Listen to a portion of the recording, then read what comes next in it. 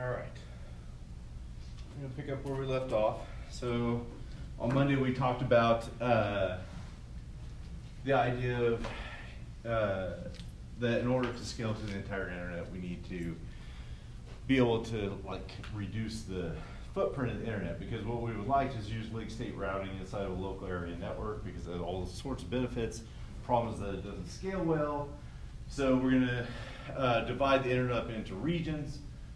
As conceptually, we talked about the problems with defining regions via IP addresses, the ease of making subnets and the difficulty of aggregating, though we try really hard to aggregate IP addresses to make the internet into groups. And then we discussed that if we make the groups, it makes easier routing, but that's not the entire problem. The entire problem is that each individual company, whether that's ISP or a content delivery network or whatever type of network, they get to make their own policy decisions. And because they get to make their own policy decisions and those are being made in isolation inside of the network, it can lead to some strange effects like asymmetrical routes.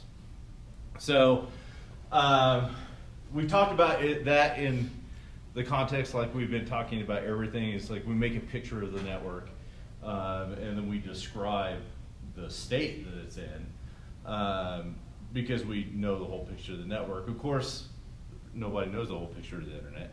You can't keep a constant map of the internet just because of so many moving parts. So what we really need to do is design a protocol that works in isolation, like all of our other protocols, is so that it's fully distributed, and if one network is broken, it doesn't break everything else, and that protocol is called Border Gateway Protocol. So the Border Gateway Protocol is the idea of taking many disparate computer networks, and those might be very different in actual architecture, right? So the architecture of talking to a satellite in space is very different than talking in land, right? So we have to take all of this, and we're going to take those isolated networks that are owned or operated by an entity, whether that be the government or a company, whatever, and they're going to be able to make their own policy decisions. And we need to come up with a protocol that allows those groups of networks that are already inter-networked to communicate with other networks that are owned by and controlled by other entities in a way that allows this to work so that the internet would actually function. So we're in Border Gateway Protocol, we're just going to touch on it because it's actually rather complex, but the actual method of what I really want to get to you is the method of propagation and how that actually works. It's called path routing. It's very difficult, or very similar to distance vector routing, but it's not quite the same. So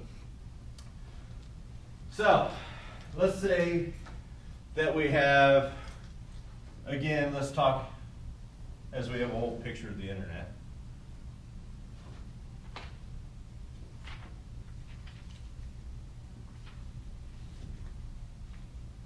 All right, and so we have 5 networks, and we would like for those 5 networks to communicate.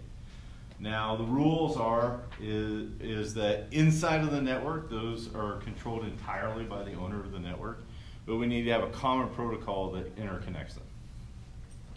And so I'm going to make a connection here, here, here, here, and here. Let's call this 1,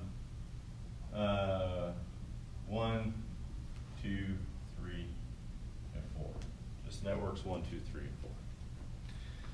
And so, but these connections are actually controlled by what we talked about last week, in that some of them are transit service.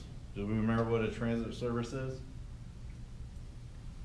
Transit service is something we just pay for by volume. Right? So we are going to just pass it over, and the transit service is responsible for routing that to the internet, right? And we pay for that by volume. So just like end of the month, you have 1 trillion bytes, right? You pay for that. So, and then the other one that we talked about was peer service. Peer service is what? Point to point. It's point to point, and it's symmetrical, right? I scratch your back, you scratch mine.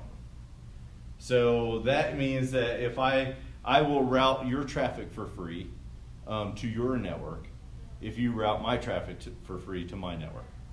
That's it. Now that doesn't mean that I can pass my traffic off to you and you will route it via a transit service and I pass my bills off to you, right? All that means is that if you have a service and I have a customer, then we will route that traffic for free and vice versa. So that's all that means. So I'm going to say that this guy here is just transit.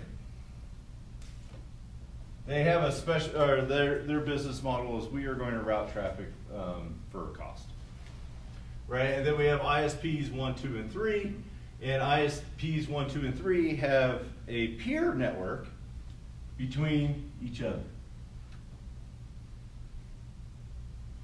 Let's actually get rid of this because I want to just have a peer network between 1 and 2 and 2 and 3. So if we have this architecture, now let's start to come up with a rudimentary idea of how we are going to come up with a protocol to route this stuff. So remember in distance vector, a router endpoint, would send out information about itself to its neighbors, right? So for right now, let's say that each of these have one border gateway router in each of them. And it's like the God router, right? It just routes everything. So router 1 would send a peer notice to router 2. And then router 2 would send a peer notice to router 1, right? So this is 2's peer, this is 1's peer. And so on, the same thing would happen here. This is 2's peer, and this is 3's peer. And then each of these, 4 would send a 4 transit, right? This direction.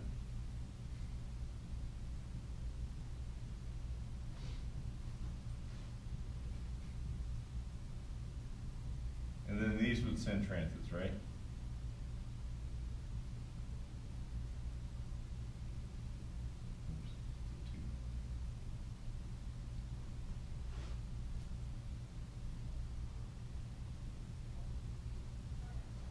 All right. Of course, 4 only specializes in transit. So 4 doesn't actually have any services. So 4 actually wouldn't, for right now, 4 is not going to send a transit because it has no service. It will send messages eventually, but let's get into that. So 3 has a transit service to 4. Now we can communicate in one step, right? So that means that if 1 wants to communicate to 2, we have enough information to do that. But if 1 wants to communicate to 3, we do not have enough information, right? There's no packet that's been passed to 3, from 3 to 1. So we're going to have to take something like the distance vector approach. Now remember, in distance vector, what would happen is you would propagate, if I was a router, I would propagate my information to you. You would build your table, right, with that one-step process, and then you would propagate your table out to everybody else, right? And then it would continue on and cascade down until we had convergence, right? And once we had convergence, we say, hey, we have a route through the internet. And we did that, those tables were built based entirely on cost. But what we want to do this time is we want to communicate based on policies. So what 1 is going to do is 1 is going to send a transit message to 4. Hey, I am your customer. I have a transit relationship with you. Right? And it's going to send a peer to information to 2. I have a peer relationship with you. So in reality, what happens is This is actually called a customer message. Right, it's the customer side of transit. So a customer gets sent to 4. And the customer gets sent here. And the customer gets sent here. Now 4 has received a customer message from 1, 2, and 3. And just like in distance vector, right, it's going to build its table, and then it's going to send it out to its other peers, right? So 1C comes in here, comes into 4, then 1C now needs to be propagated to 2, right, in step 2. So in step 2, what you would get is you get a message for 1 transit, right? And then from this one, you would get a 2 transit here. And then this one would get a 1 transit and a 2 transit. And this one would get a 3 transit. And this one would get a 3 transit also. Right, so in step 2, now we have information in order to get from 1 to 4 to 3. In step 1, we had information to get from 1 to 2. Now, it's not complete, because we're going to talk about an issue that's going to come up. But in this 2 steps, we essentially have all the routes. Yeah. So there would be no relationship from 1 to 3 for in between 2? No. No. We're going to talk about that though. Okay. Yeah, there's no, because it's a peer relationship.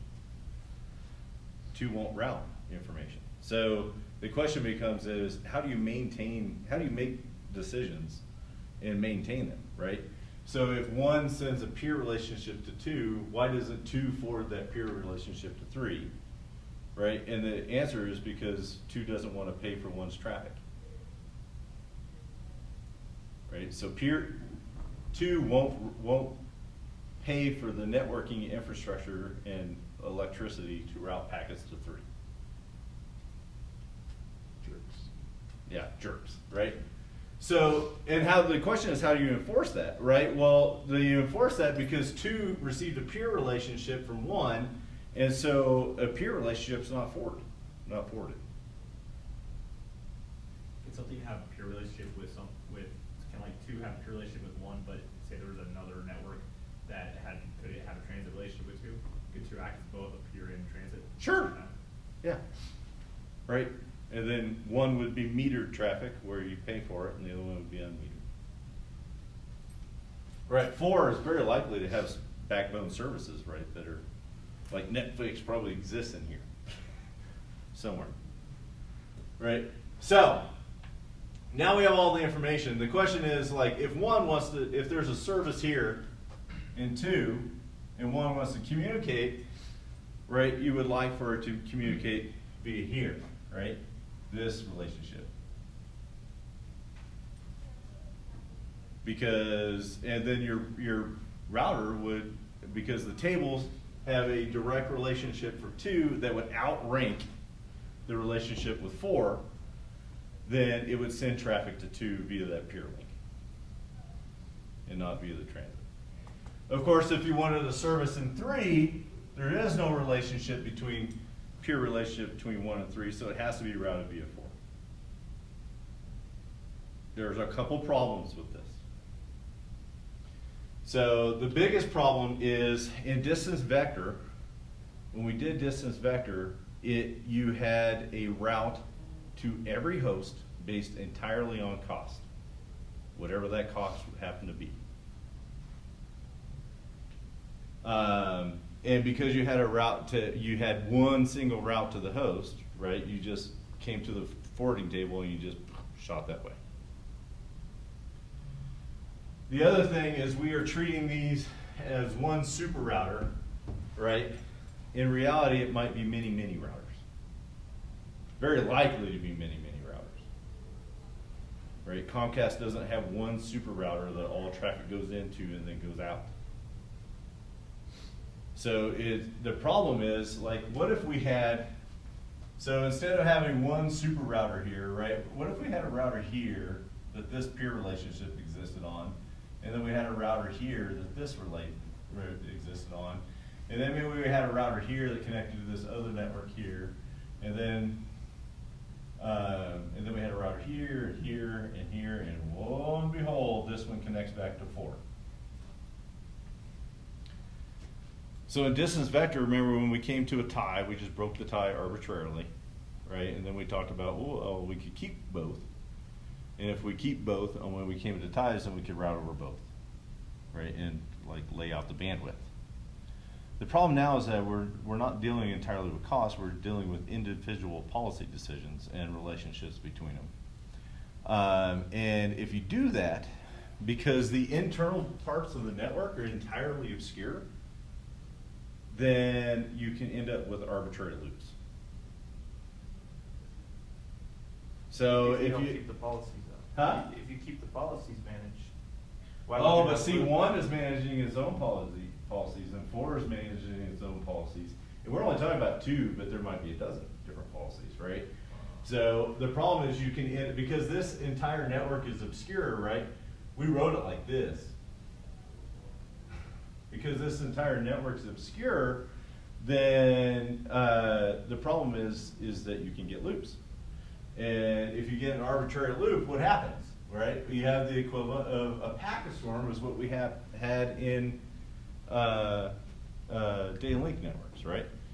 Right? You feed a whole stream of traffic and it just starts looping through and never arriving, right? Of course, it would eventually TDL because it's hopping through, right? But it lives 64 hops through the network, right? And then you're just bottling up your network. So what we're going to do instead is we're going to keep the entire path. This is why they call it path routing. So instead of keeping just the next hop, we're going to keep that, but we're also going to keep the entire path. And if we keep the entire path in the border gateway messages, then we can each individual router can detect its own loops and discard those messages.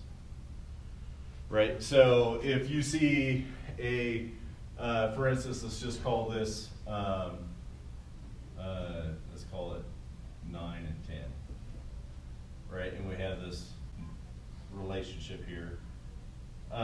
If 1 sends it to 4, right?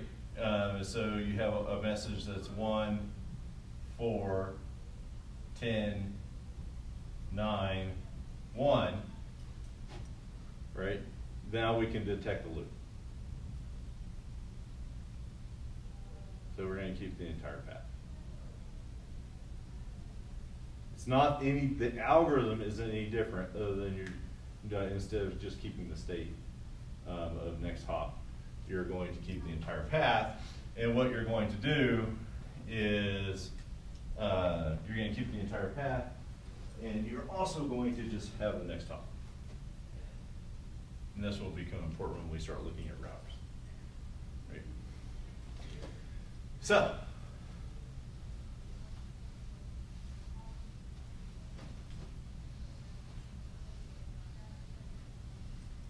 let's take a look at what that looks like.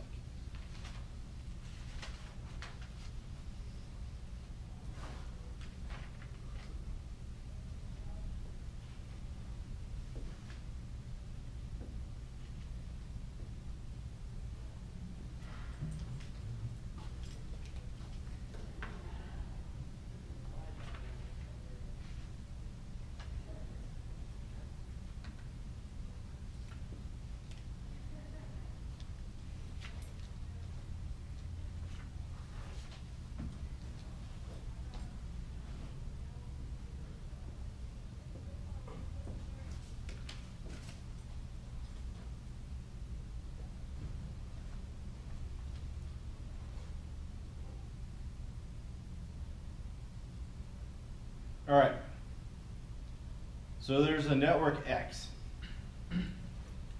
and we have a bunch of series of routers, and we're going to talk to network A and network B. So we're going to focus on what X does.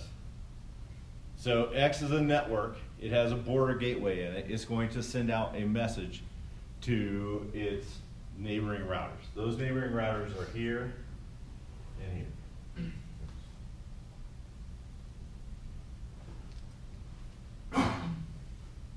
Which was Q2. We're going to see what it looks like. All right. And let's call this 3, 2, and 1.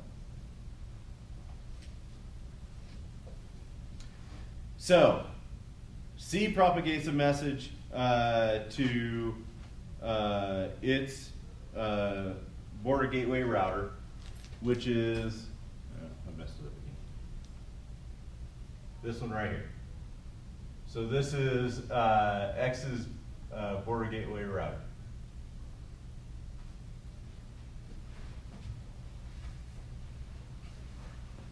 So X's border gateway router propagates out a message, and we're going to call this router 3A, router 3B.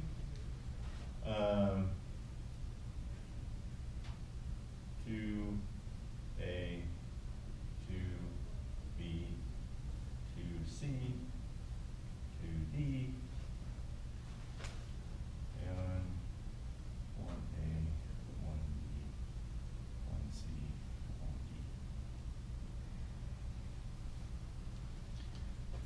So X sends out, is connected to this border gateway router, right? The border gateway router, because it exists for X, right? X doesn't actually propagate that out, right? Is this router that propagates the information to its network, right? So router 3A is going to send out a message about C, the route to C. And it is going to send out a message this direction to its peers, right? And its peer is 2A. So you would get something like X, the route to X is router 3A, which is the next hop, but we're going to keep the path inside of it. And that path inside of it is 3.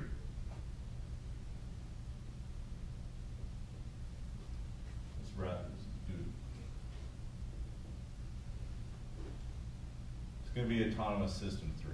We use the proper terminology. And 2A receives that. So 2A is going to send out a message, and that message is going to be what?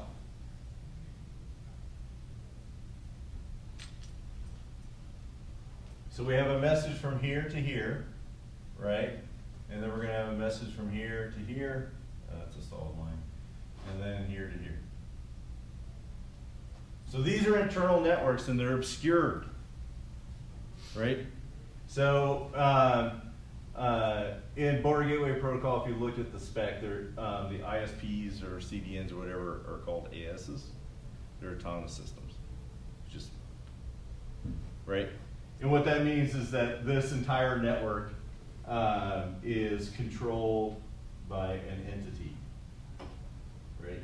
And that means the entire inside of the network is, remember, we want to keep that proprietary for a number of reasons, right? That entire network is obscured, right? So the messages that come through here will be different from the messages that are coming through here.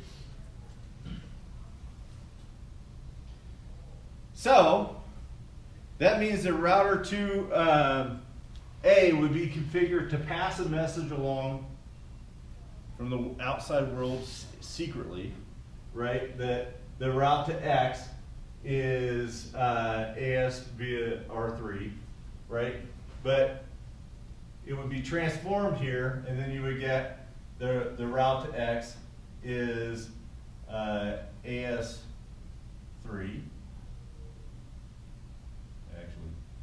AS3, and that would be 2B, right?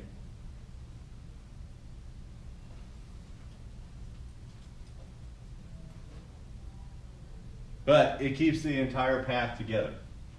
So the route to X is next hop is to B, but it keeps the entire path because we're trying to prevent loops. And then that would get passed internally here, right? And then there would be really no message that gets sent to A, other than internally, and we'll put this like a big question mark, right? Internally, X would get passed to AS1, AS3, via 1A. Why AS1? Huh? Why would it be AS1? Because it needs the whole path. Yeah, it keeps the entire path. All the way to the end. Yeah, I'm with you, but we go through AS2. So the, you said, so the, in between AS1 and AS2? Oh, yeah. Okay, you're right. This wouldn't get passed, right? It would be AS2 here, sorry. AS2, AS3. And then inside here would be AS1, AS2, AS3, D1A. Well, actually, technically, this message would be 1B, but it would be stored as 1A here. Because 1A is the one that does the transformation. And then A connects to this router, right? So A doesn't, even though A is a network, it doesn't receive any of that information, right? It knows that it's border gateway. It would receive a regular table from A. This is going to sound like an off question. How could I tap into the internet to see this? Work at an ISP. That's my way. Yeah. So from that one packet going through, since it goes from AS3 and goes through AS2, does AS1 now know, because it knows how to talk to AS3, but does it also recognize that it can talk to AS2 now? Yes. Yes, it has the entire path, right? So this router at A, right, which serves as a service point here.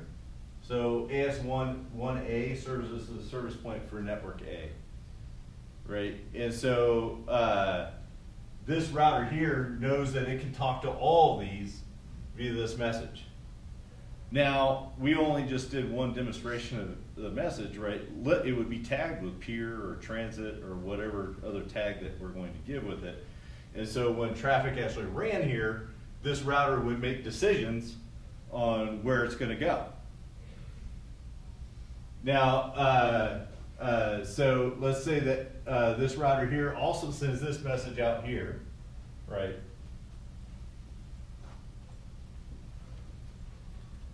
Right, because it would do, if there was an interconnection internally in this network, it would propagate out all that information about X. But, so let's say this is a big network, right?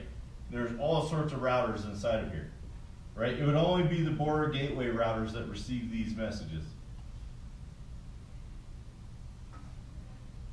Those are defined internally to the organization. Internally to the organization.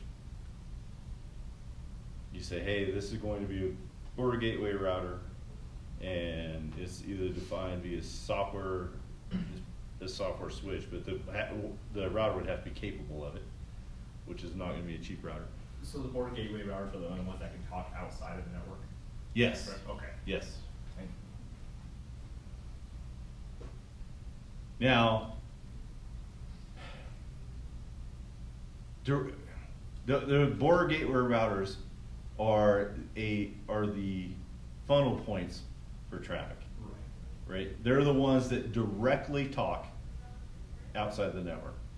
Obviously, any computer inside the network, because the whole process is meant to route traffic, any computer inside the network can talk outside, hopefully, right? Unless it's some kind of isolated network, right? But it's the border gateway routers that connect one autonomous system to another autonomous system.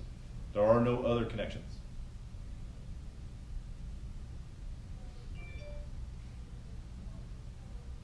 We keep the entire path, right, to prevent loops, right? So, but internally, right, we would would obscure, we gotta have a real router, right? So if you think of this in terms of IP addresses, right, there has to be a real IP address.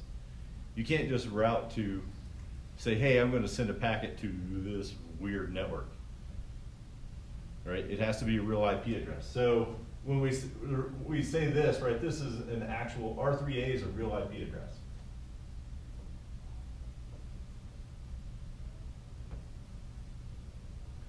Right, and then this one right here is also a real IP address, but it's a different one.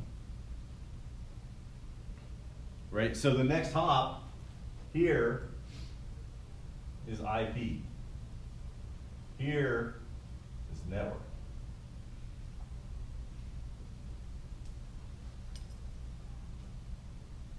Because the internals of the networks are entirely obscure. So think of it as you have Comcast and you have AT&T, right? So let's just name this one Comcast, this one Verizon, this one AT&T, right? And then we can get rid of AS1, AS2, and AS3, right? And then just identify this as Comcast. Right, and then when it comes through here, it would be Verizon, Comcast. And then when it gets coming through here, right, it would be inside of the network. It would be AT&T, Verizon, Comcast. So using this schema, every single border gateway router would know about every single border gateway router. Yes. That's how it really works? Yes. At the router lookup tables. That seems like an unscalable solution. Yeah. So it seems like it, but let's distance vector routing scales well, right? That was one of the things that was a benefit to distance vector routing, is that it scaled. The downside to distance vector routing was that it didn't converge if there was an error. Right? It took a long time for it to converge. So distance vector routing scales well. That means that, hey, this is a great protocol for super reliable devices. So we're going to have a $500,000 Cisco switch, which is liable to be really reliable, right? And that is going to be our border gateway router.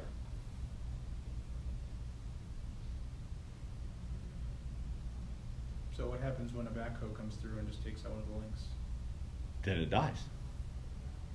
But the nice thing about that is that you can put other signaling stuff inside a router. So like, let's say a backhoe kills a fiber. What you can do is use time domain pulses down the network, and you'll see the reflection, and you'll notice that the lines become shorter, right? So the router itself can identify, oh, something bad has happened. The problem with, and we talked about a little bit about that in distance vector, that the problem was convergence, right? But you can look at the link, right? So if the router's still alive, then it can look to see if the link's dead. And it could be something as simple as sending a packet to the other side and getting it back, an acknowledgement back, right? If that happens, then the link is alive, right? But you can, there's other tools that you can use, right? If you have near unlimited money, which is what you're going to use for these kind of switches or routers.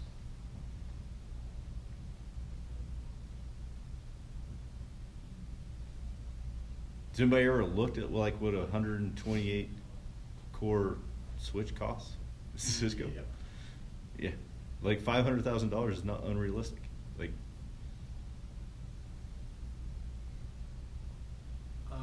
so what happens when one of the switches does go down? Let's say there's a catastrophic power failure, generator didn't come online. What would happen? How would this thing converge? it would be slow. It would be slow to converge. And the entire internet would be affected? Anything that routed through there, yes. Wow.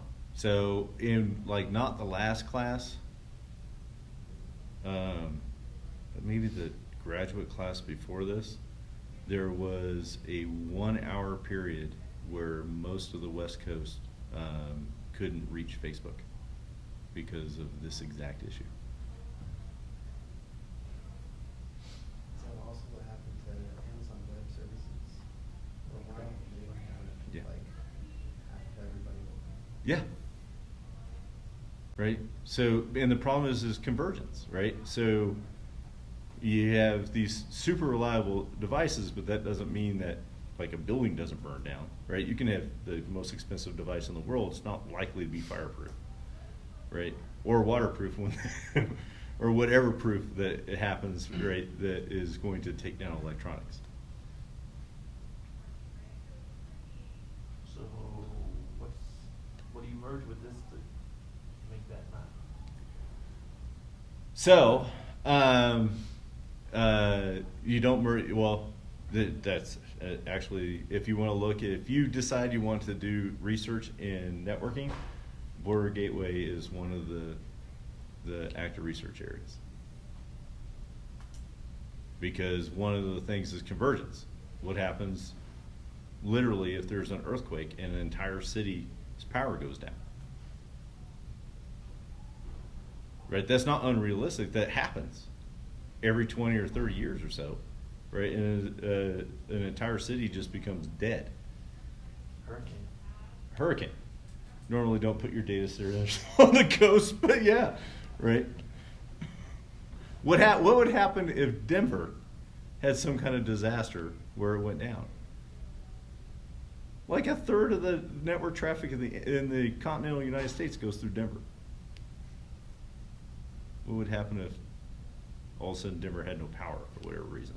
You have to run through the Dakotas or through Texas. Okay, correct. And those routes exist, right? But the routes here could exist, right? We didn't interconnect them, right? But they're fully interconnected. But the problem is that there's been decisions that's been made, right, and passed through the internet on what these routes are, right? And then when the route dies, right, there's not a backup route. That's a problem. Right?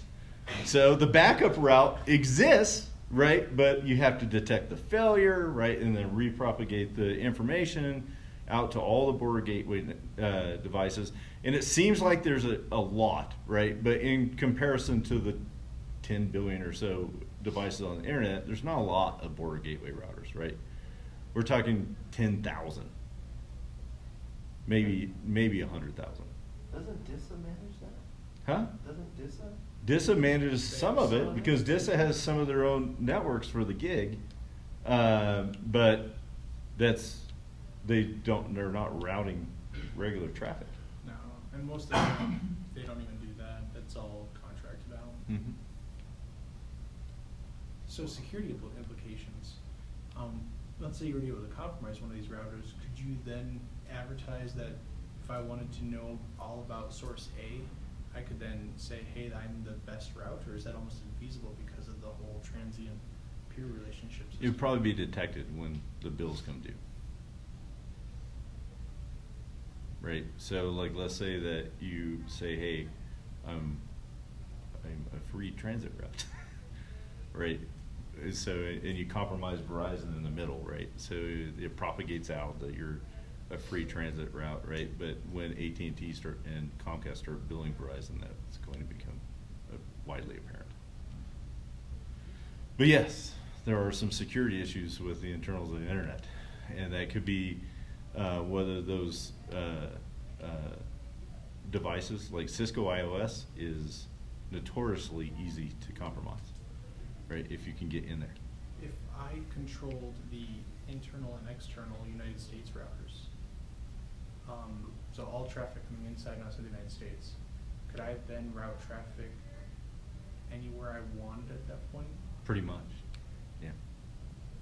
What do you mean? You could copy it and you could route it anywhere you wanted. You could route it 2 different places, right? So right now we've only been talking about playing fair. We haven't even talked about introducing devices that don't play fair, and how do you detect that? So there was this thing I heard about that during the Arab Spring, one of the ISPs tried to shut down YouTube by basically claiming that it It's like, how does that work then?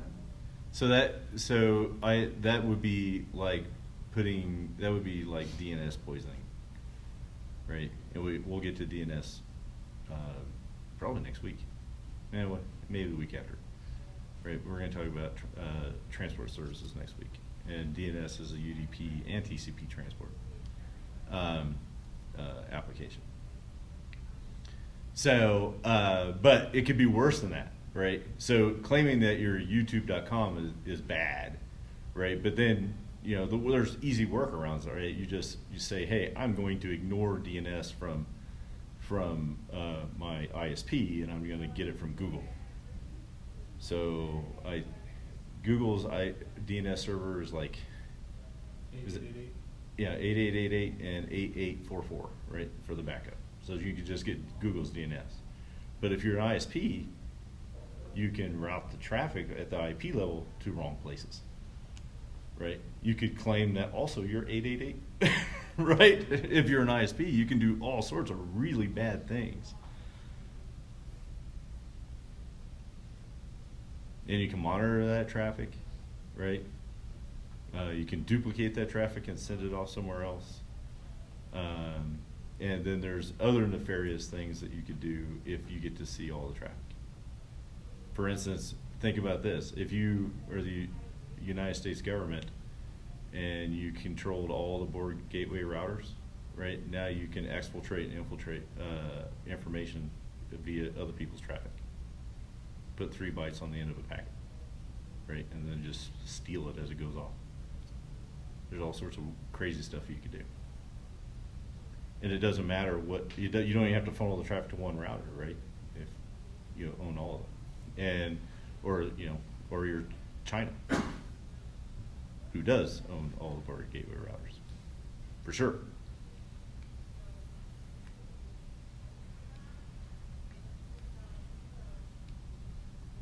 Yeah, this is active research area if you want to go the networking path. Is this on top of network, so the network layer, so it's like equivalent of ICMP? Yeah. Well, it's communicated. I want to say it's UDP, but that's essentially UDP is IP. Well, if you look at UDP packet, it's IP. But it might be TCP. I think it's UDP with its own X. So not fully connected, but not Wild West fire and forget either. Seems like a very flawed system. Huh? Seems like a very flawed system. Like just horrible.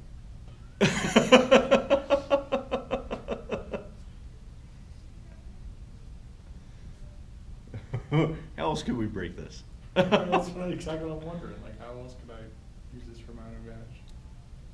Well, like, let's say that you could really, really break things, right? So let's say that a router wasn't doing spoofing detection, right? And you found out what the border gateway router IP address was, right? Then you could send a crafted packet to taint the whole string, right? Through that router. And so it would arrive from that router with a return address of that router, right? So there's all sorts of security stuff you're gonna have to check when packets come through to when you forward it off. Because that's really important. That leads me to kind of go down the rabbit hole of how secure is point A to point B between these border gateway protocol or border gateway routers. So my guess, well, look, we should take a look at my guess is that those packets are signed. That's what I would do. Right, so then you don't have to worry about spoofing, whatever, right? Just sign, those packets are signed with an asymmetric key, and that's what I would do. I was thinking, man, It's, go down if both of the manholes, you're gonna slices. spend $500,000 on a border gateway router, then you'd probably be willing to spend $100,000 on an HSM to control your whole network. So.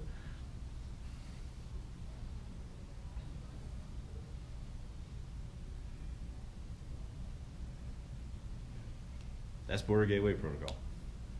That's how the internet works.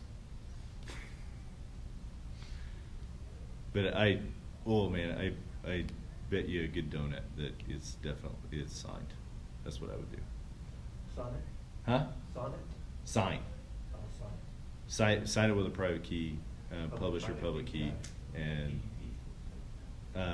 or RSA, whatever, just some asymmetric key, and just have it in the protocol that when you get the packet, you check, because otherwise you're gonna have to filter out spoofing, right, reflection attacks, all sorts of things, right?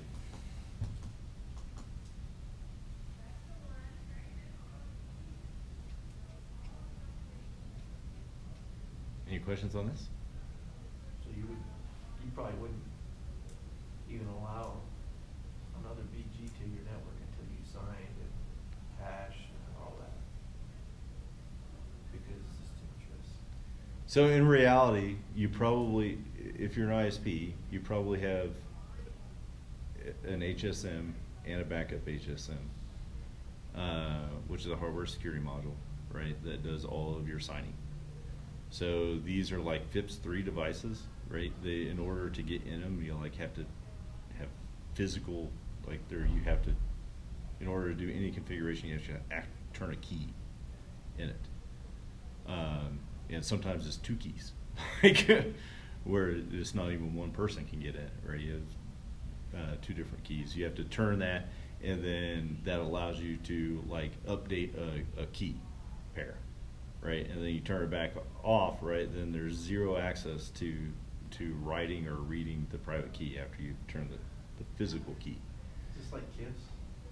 I haven't heard of that one. There's a bunch of HSMs. If you look at hardware security modules, it's like Talos makes a bunch of them. KISS 7, it used to be KG84. Yeah. So, and then use that thing to distribute keys, right? So the router doesn't sign its own packets, right? The router sends the packets off the HSM signs them, right? So the router has its own key, and then it passes the HSM in a hierarchical key management system, and then it signs those, and that it's passed back, and then it sends it out to the other devices. The other devices can check via the public key that it was actually produced by Comcast. Yeah, but they do this over the air now. Over the air key. Yeah, but the idea of protecting the key is the same thing. Right? How does one become an ISP? Huh? How does one become an ISP? Yeah. So, Buy the hardware and then negotiate a connection with somebody else. yeah. So there's one that just started in Monument. You can talk to that guy. You have to so there are some services you can just buy, right? You buy, basically what you're talking about is you need a dark line, right? There's some fiber line that's sitting somewhere, and you connect that thing, and then some internet transport provider, turns it on. And then, wow, you're an ISP. Might not have any customers, right? But you're an ISP.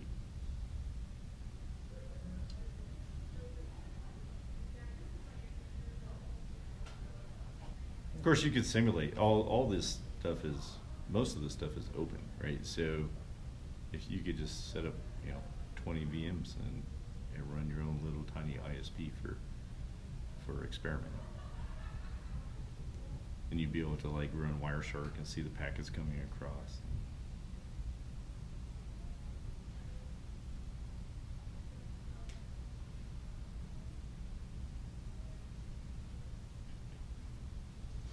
All right, so next week we're going to go on to the transport, UDP and TCP. UDP is going to be really, really quick because it's basically IP. There's not really anything else to it. And then TCP, we're going to spend a little bit of time there because TCP, we talked about, doing a three-way handshake. I think, did we talk about why it's three-way and not a two-way handshake? There's a security vulnerability in a two-way handshake. So we'll talk about three-way handshake, and all the stuff that, normal TCP stuff, and then from just a programmer needs to know. But then we'll go much deeper into it. And because the whole idea is now we have, before when we were doing a data link connection, right, if we're on Ethernet, we send 1,500 bytes, right, and we just pump it on there as fast as the clock will allow us, because a switched Ethernet allows that, right, and so long as the buffers don't fill up in the switches, then all of it's delivered. That works because it's all the same data link layer. We can pick the right packet size, right, and we can send the packets out just full throttle. In internet, it doesn't work that way, right? So we have bottlenecks, and we have bottlenecks based on circuit, not only the interconnected data link layer, right? So you have this link in the middle that takes 900 bytes, right? So now we need to be able to detect, hey, we need to send 900 byte packets. But we also had, and so that's a physical static issue, right? And we talked a little bit on how to do that, right? You just, you fire and you set the do not fragment flag and wait for INC and P to come back and pick the size. But we also have throttling based on circumstance, right? So a pipe is only so big, and all of us could fill it up, right? And so actually downloading with Comcast or Verizon or anybody else nowadays, you have like 150 megabit link, you could probably fill it up by yourself, right, somewhere in there. And so particularly as you get towards the edge of the network. And so if all of us go out and hit Netflix all at the same time, right, or hit HBO because Game of Thrones came out today, right, then or Amazon because Man in the High Castle came out last week, right? We all hit it at the same time. Then we have a circumstance, right? So we have a pipe that's being filled up based on time division multiplexing that we talked about a long time ago, right? And so it's being filled up. How do you detect that, right? And then how do you come up with a strategy that keeps that pipe full and is fair to everybody that's using that pipe? And then when we do that, you'll find that, okay, we're just going to kind of flood it until we detect where it's full, and we all kind of flood it at the same time, or people jump in and jump out, and we'll find a way to average out that. But we'll run into other problems doing that, because if you do that, then you're going to lose packets, and if you lose packets, now you have timing issues, right? What we would really like is, if we're going to lose packets, we would like those loss of packets to be regular. So if I said, hey, we're going to have a video conference and you're going to lose 5% of your packets, well, that's 1 out of every 20 packets. That's not a big deal, unless it's like that whole 5% is like in 1 minute time frame, right? So, and then you're just blanked out. So we'll have to be able to work past that and come up, and we're going to use actually ACTs to do that. And so we're going to actually build a clock, kind of like we did early on in the physical layer, of using a pulse of packets coming in to build a clock for when we're going to send out the next packet. All right, then we call that an ACT clock, and we're going to keep that to keep the packet steady, and when they're to minimize the tragedy of losing packets. So we'll build on all that, and so that will take. So we'll probably do UDP first on Monday. We'll do TCP on the following Monday, and after that, and then we're probably going to, before we get into anything really complicated with that, we're going to have to drop in and do the review for the midterm and do the midterm, and then we'll come back and resume TCP, and then we'll do some security. We'll do quality of service. If we have time, I would like to do some network-centric applications, more than just like DNS, right? But there's some other network-centric application layer stuff that we could do. That actually turns out to be pretty neat. So one of them we kind of talked about on Monday was like iSCSI, right, which is block level communication for storage. So treating your network like a storage device, right, that changes the dynamics of how things actually work. We could do using your network as a database, right, data-centric communications, right, so your network now becomes a database and querying that information. That's the company I work for, by the way, it's the guys that do that. So there's just some other really neat information other than the traditional client-server web page or video conference or Netflix model, right? There's some other very interesting models that change how you do things. Also, we haven't talked about multicast or anycast or anything like that. So I think there's some other interesting information, particularly at the graduate levels, since many of you are going to be writing papers, and so you need, right now a lot of the stuff that we talked about is the network basics, right? There's not a lot of research. We're just now getting into things that are research worthy, right? Like border gateway protocol, multicast, and while multicast is really hard over the internet, it's almost impossible. And there's been solutions proposed before, and then it dies, but I think that will change.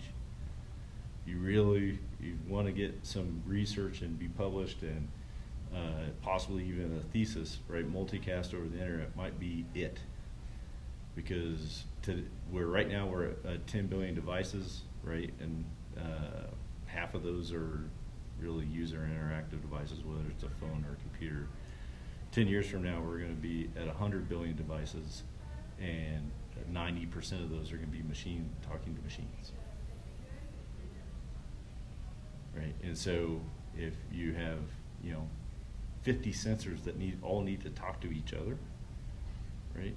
Having unicast in that is really difficult, right? That is a lot of connections, right? So like this just proposed right now that you had 100 sensors, because the math's easier. So 100 sensors that all want to communicate with each other, right? So how many connections do you have? Factorial. Huh? 100 factorial. It's not 100 factorial, but it's 100 squared over 2. So it's actually 100 times 99 over 2. So, which is generally just called 100 squared, right? Because in big numbers, dividing by 2 really doesn't make a difference, right? So it is an n squared problem, right? And so if that's how many connections you have to have, right, then, that's a huge number, and that's just 100 sensors, right? What happens when, there are tens of thousands of connections? But if you use multicast, if for instance you could use multicast, right, then you only have 100 connections, right? That's the difference, right? 100 squared, right? 10,000 over 2, so 5,000 connections, or 100 if you use multicast, right? But the problem is multicast doesn't route over the internet well. It actually doesn't route over the internet almost at all, because none of the routers support it.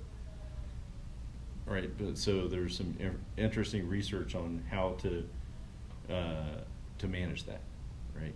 Could you do some kind of grouping, right, and do like instead of if you take our border gateway protocol, for instance, right, and you group sensors into local networks, right, and then you have designated, border gateway multicast, and then you use unicast tunnels to connect those things.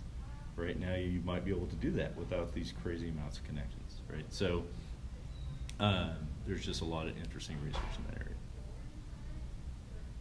Well, it almost seems like this autonomous system member would be able to maybe be better for a unicast. Huh? Or be better for a multicast. Hey, anyone who wants this number, and then just do a broadcast to that number. Yeah.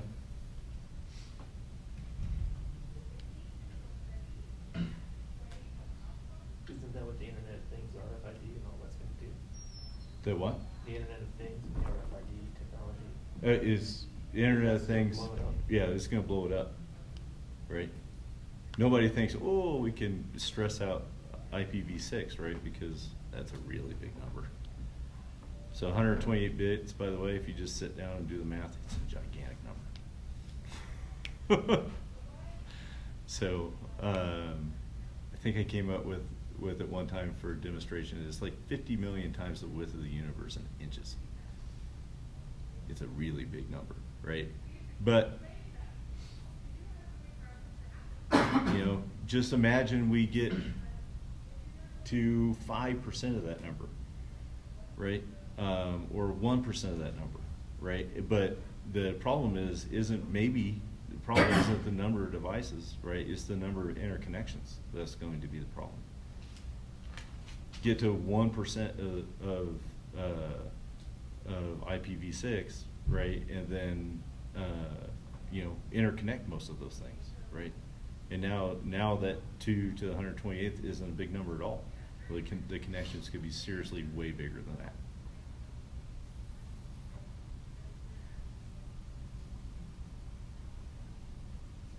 And how do you manage that, right? So the question is, well, a lot of devices are going to have to talk to other devices, even and send out the information, even when they may not want it, right?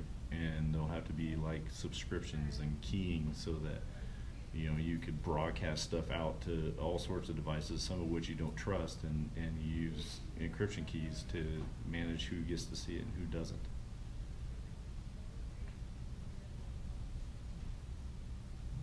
Or right now we tunnel everything. If you want to secure it right now, we do TLS.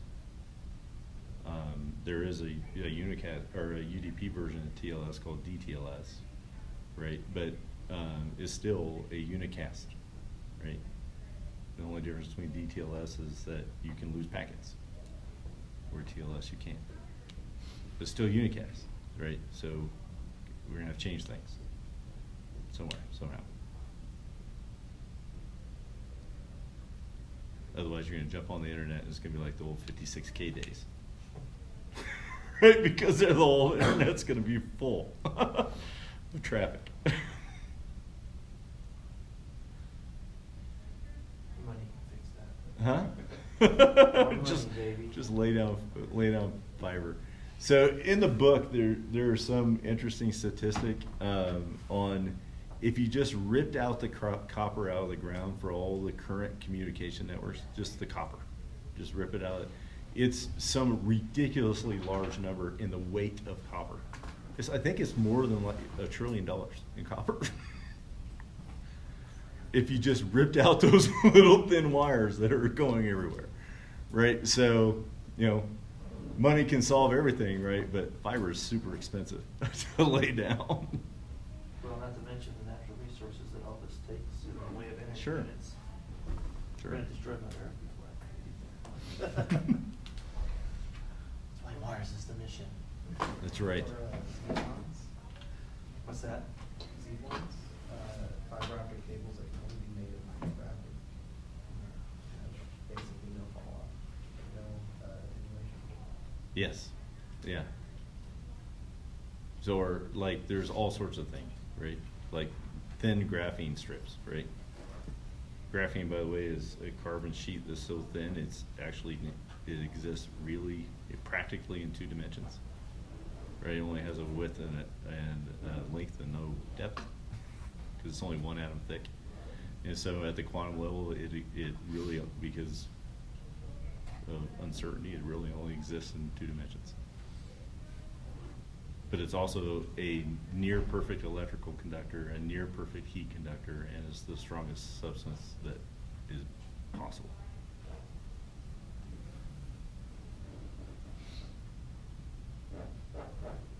So, have graphene. You're gonna have your 20 instead of your Cat 6, you're gonna have like Cat 20. It's gonna be graphene lines inside there. So start investing in graphene lines. So the graphene is the material.